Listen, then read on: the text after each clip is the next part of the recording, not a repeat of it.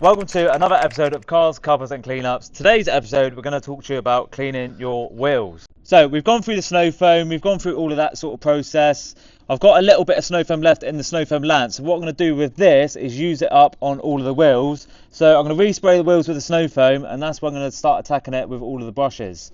What I like doing when I'm doing the wheels is start from the barrels first. So get your barrel brush, and then obviously just work the barrels, and then you can move on to the faces with your other little brush, which will be in there somewhere, but it's probably lost with all the other brushes that are in there. Most of your cars will have big boy brakes, which means then you won't be able to get the barrel brush in there. So what you want to do is, once you've done this half, once you've done all the wheels, move the car right forward, which means then obviously free up that space, and then you can go back around it with the barrel brush.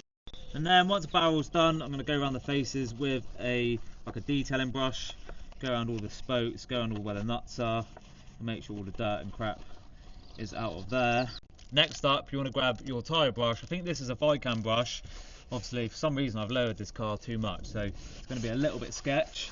But just work your tyres, get all of the old tyre dressing on, get all the mud off, get all the crap off, give it a nice good scrub. The Bilberry wheel cleaner is definitely by far the best tyre cleaner I find. And what you can do, if you've got room in your arches, if you've got a bigger Vicam brush, what you can do is just obviously work that into the arch itself. But for some reason I've taken out all the plastics of my wheel arches, so I can't actually really do anything in there.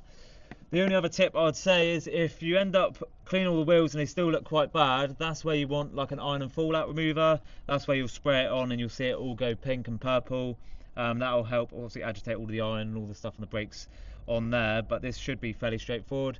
And like I said earlier, like I said on a previous video, with your short trigger lance, that's where you can obviously pressure wash all into the arch and get all of the mud out, because as you can see here and here there's a lot of mud in there, which I've just cut myself, which you wouldn't be able to get out of a normal pressure washer, but I'm gonna have to go and get a plaster for my little baddie now. To be fair, I thought whilst I'm doing the wheels, let's show you the wheel cleaner, the iron and fallout. So this is Gloss Huel.